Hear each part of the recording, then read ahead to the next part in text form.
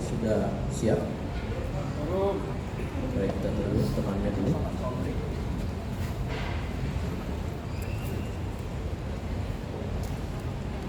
Ya, baik, kita mulai.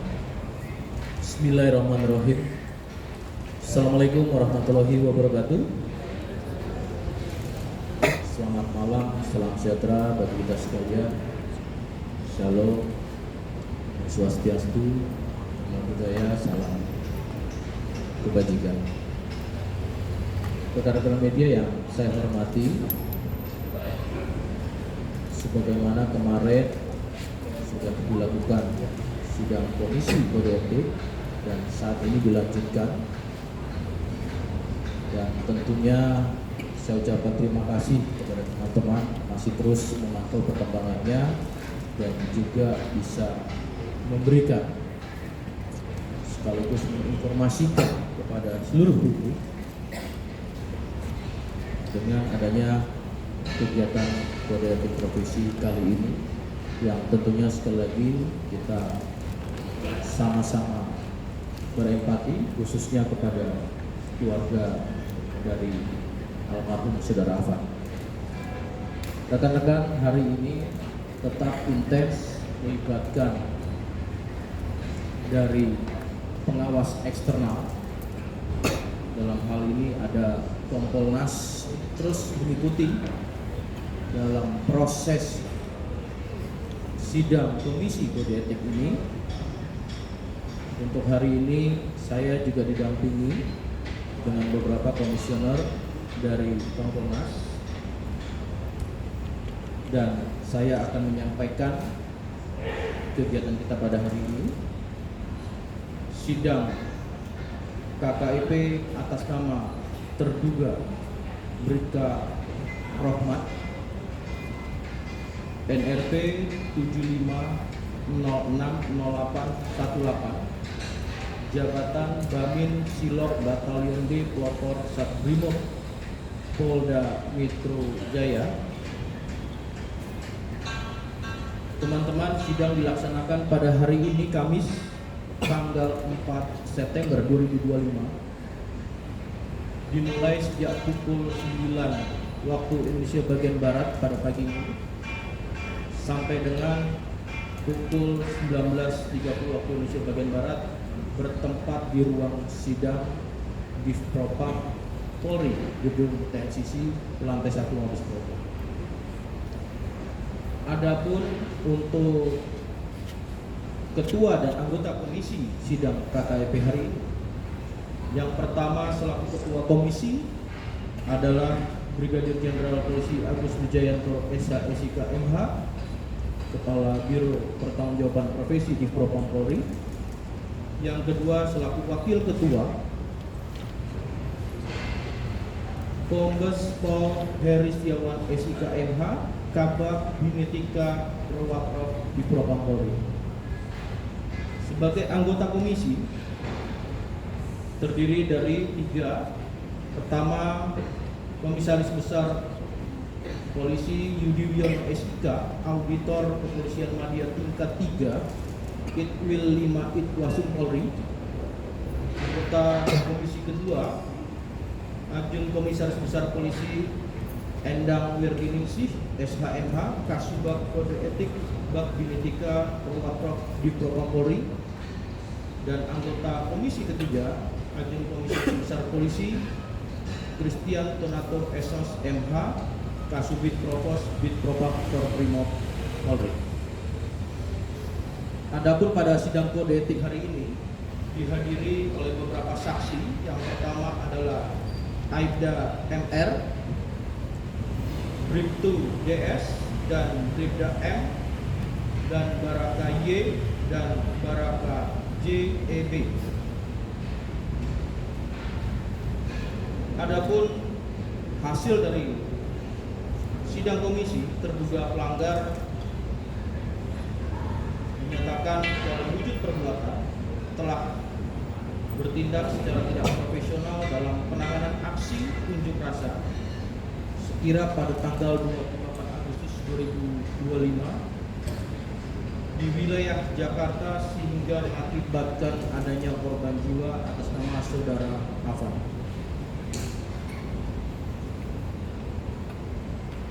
Kemudian terkait pasal yang dilanggar dalam sidang Komisi Kode Etik ini, yang pertama persangkaan terduga melanggar pasal 13 ayat 1 PPRI nomor 1 tahun 2003 tentang pemberhentian anggota Polri, junto pasal 4 huruf B Perpol nomor 7 tahun 2022 tentang kode etik profesi dan komisi kode etik Polri.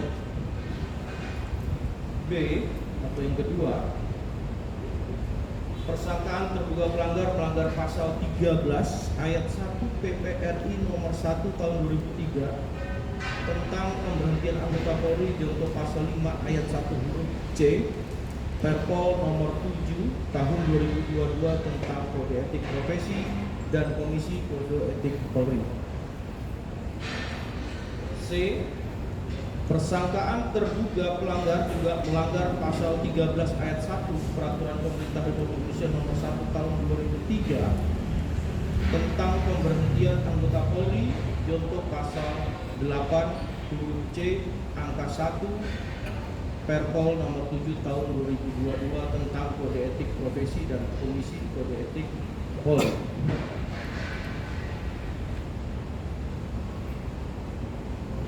Dalam keputusan sidang komisi kode etik Polri, yang pertama sanksi etika, yaitu yang pertama dari sanksi etika A, perilaku pelanggar dinyatakan sebagai perbuatan tercela.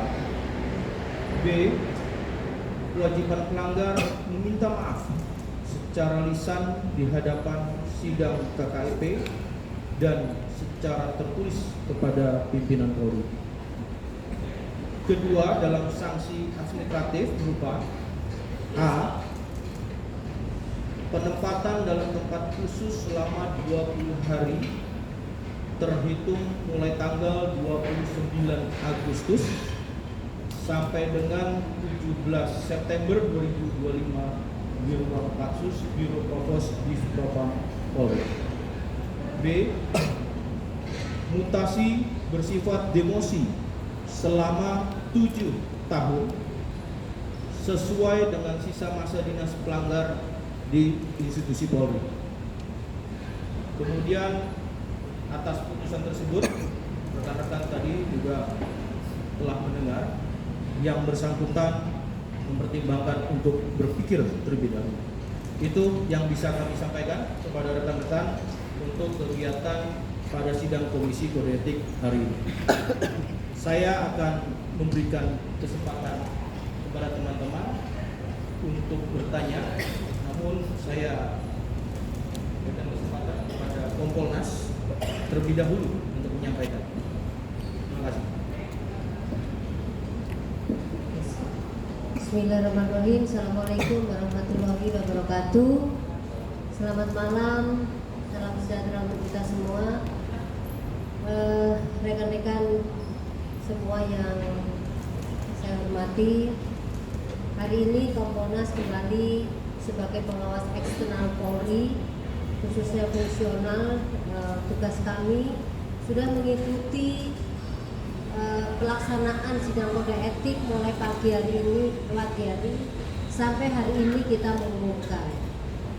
Kami sudah melihat atau mendengarkan dan mengawasi pelaksanaan sidang mulai dari pembacaan atau mulai keterangan dari terduga pelanggar sampai saksi-saksi dan tuntutan serta pembelaan dari pendamping yang terduga pelanggar. Semuanya berjalan sesuai dengan kondisi yang real, artinya tidak ada tekanan di dalamnya, tidak ada rekayasa di dalamnya, sehingga kami melihat sidang kode etik ini berjalan dengan baik dan lancar. Itu yang pertama. Yang kedua, mengenai putusan, tentu saja Ketua Komisi sudah mempertimbangkan beberapa hal, termasuk hal-hal yang meringankan, di mana salah satunya adalah terduga pelanggar atau sekarang sudah diputuskan, salah satunya hanya melaksanakan tugas atau di bawah kendali dari Kompolkosmas, sehingga ada beberapa hal juga berkenaan dengan kondisi dia saat melakukan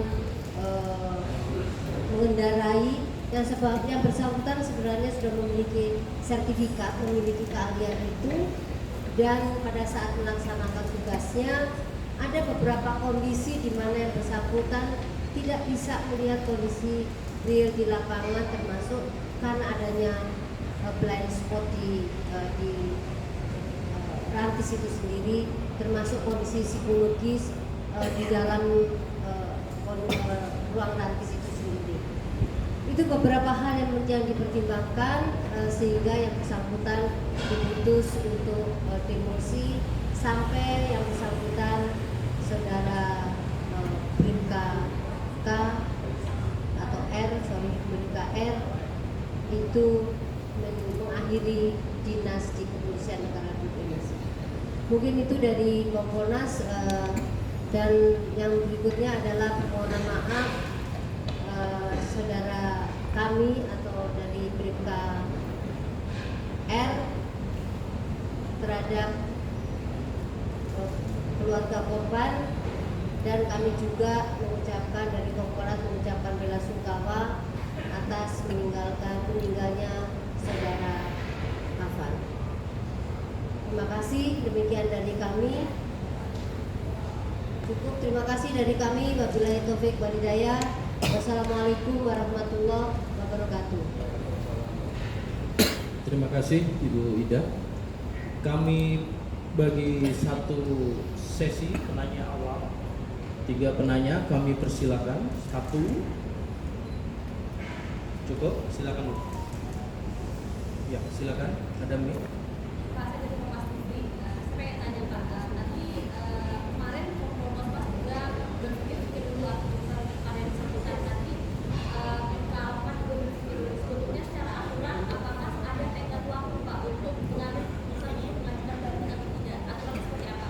Yang kedua tadi soal blind spot, mungkin bisa dijelaskan tadi adakah pembelaan dari Bribka ya, apakah kemudian korban ini berada di blind spot atau seperti apa keterangan yang tadi disampaikan? Satu-satu dulu ya, terkait dengan aturan. Yang pertama saya tangkap masalah banding ya. Baik, nanti yang kompeten dari Pak Karo Waprof untuk menjelaskan aturan.